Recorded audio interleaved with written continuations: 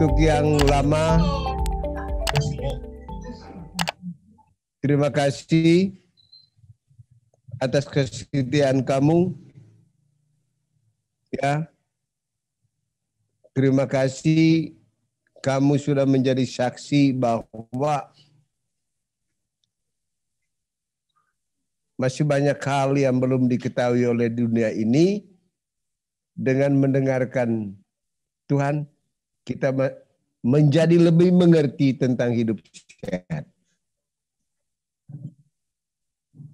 Untuk yang baru, selamat bergabung.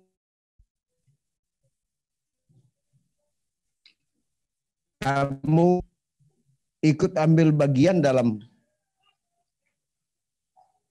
paguyuban bimbingan hidup sehat ini, paling tidak karena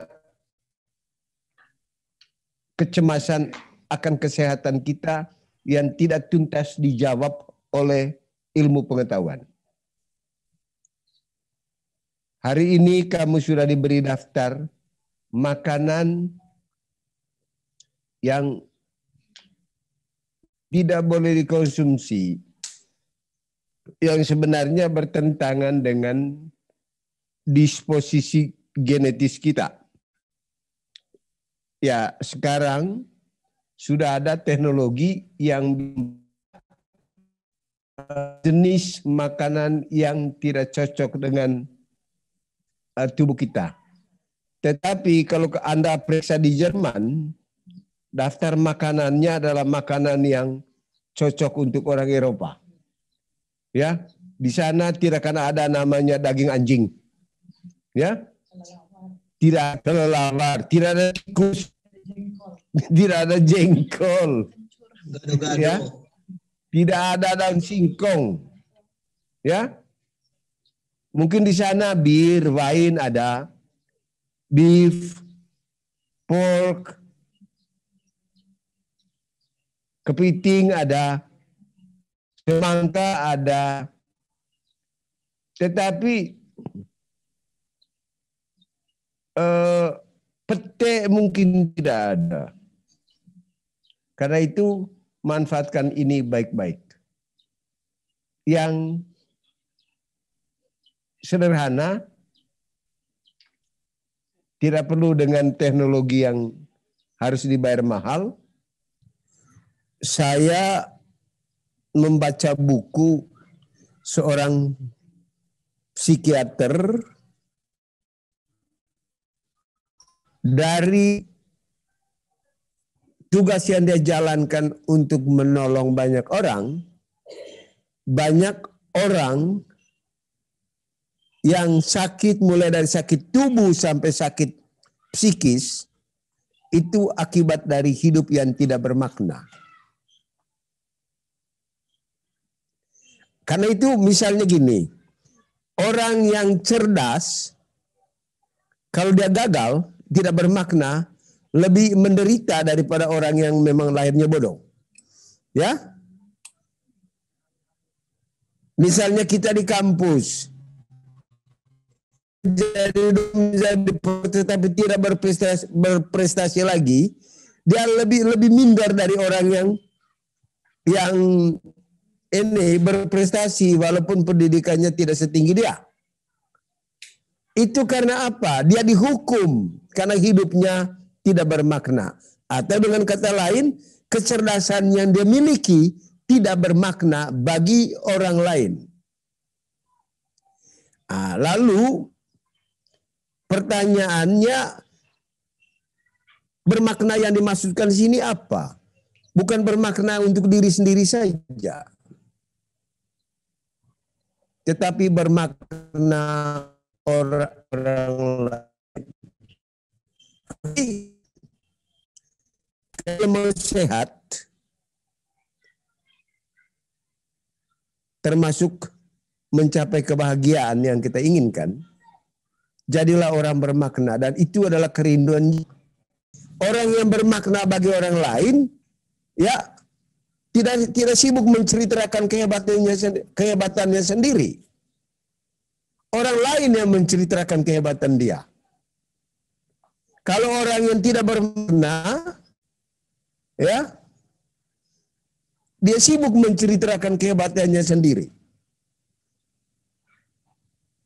Kenapa dia menceritakannya dirinya sendiri? Sebenarnya karena jiwanya yang merindukan itu. Tapi dia salah mengisi kerinduan itu. Tetapi sudah banyak dokter seperti tadi Viktor Frankl, dia melihat bahwa penyakit termasuk depresi, bahkan banyak penyakit fisik lain, itu disebabkan oleh jiwa yang tidak bermakna seperti esensi adanya jiwa. Jiwa itu esensinya secara relasi, dia berada di tengah, yaitu berelasi dengan roh dan menjadi titik yang mengalirkan kekuatan untuk tubuh. Sebenarnya sederhana saja sih. Wajah orang yang bersuka cita, karena sukacita itu hanya hasil dari salah satu ciri hidup manusia itu kejujuran. Atau salah satu manusia yang bermakna dalam hidup. Itu biasanya bersuka cita dan wajahnya berseri-seri. Sedangkan orang yang tidak bermakna, wajahnya dibuat berseri-seri. Banyak mukanya. Supaya dia bisa ya pakai muka ini di sini, munafik, pindah ke tempat lain dia pakai muka lain. Ya, sehingga orang tidak tahu yang mana mukanya aslinya. Sedangkan orang yang bermakna, wajahnya berseri-seri karena wajahnya cuma satu. Ya. Nah, kalau wajah berseri-seri itu sebenarnya simbol kegelisahan jiwa yang tidak bermakna. Nah, jadi untuk orang baru, ya, mukjizat seperti yang dialami oleh 3 orang yang sudah berbicara tadi,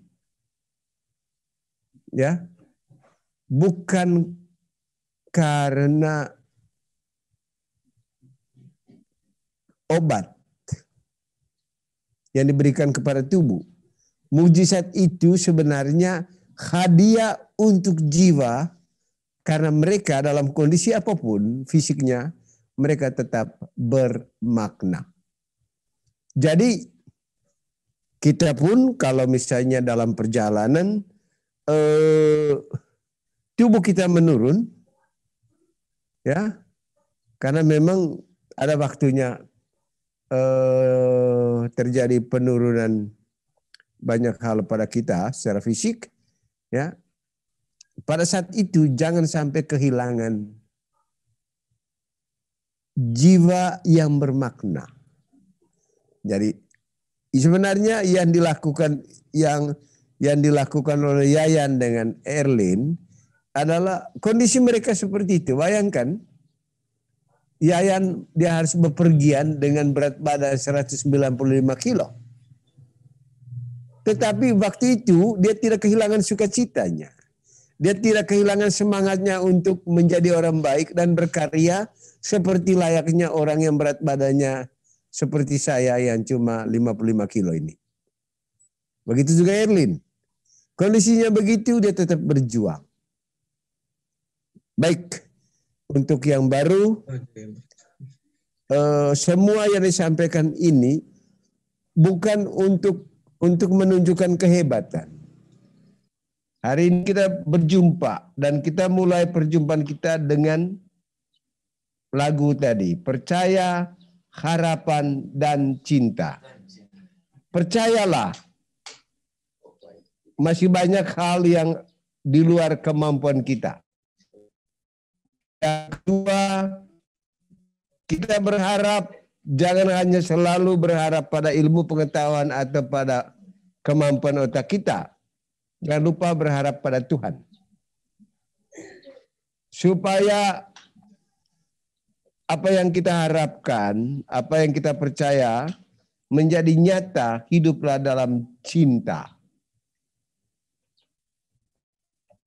Cinta yang dimasukkan di sini cinta menurut ukuran Tuhan. Karena itu kalau mau lebih sehat, jangan lupa hidup dalam cinta atau kebaikan ukuran Tuhan. Sebenarnya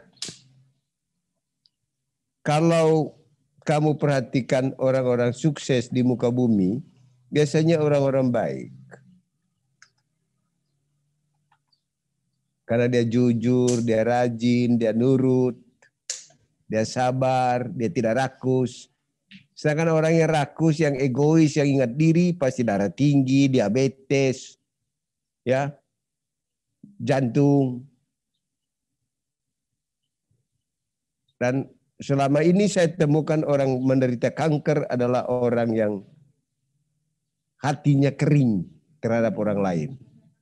Makanya kan bukan sebenarnya penyakitnya hatker sebenarnya, hati kering. Bukan kanker sebenarnya. Hati yang kering dengan orang lain, hati yang dingin dengan orang lain. Ya, dia merasa bahwa dia saja yang paling benar, paling hebat, paling segala-galanya, dan segala sesuatu mesti untuk dirinya sendiri. Akhirnya dia dapat karena hati orang lain kering di dalam dirinya, maka dia menderita yang namanya kantong kering.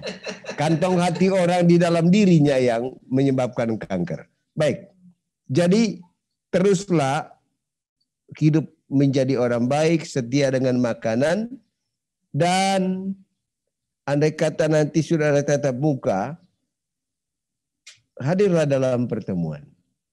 Karena setiap pertemuan hadir dengan rahmatnya yang unik untuk diri kita masing-masing. Berbahagialah kita yang hadir hari ini, karena kita akan mendapat sesuatu yang unik yang kita butuhkan, paling tidak hari ini atau beberapa waktu ke depan. Baik, terima kasih, selamat siang.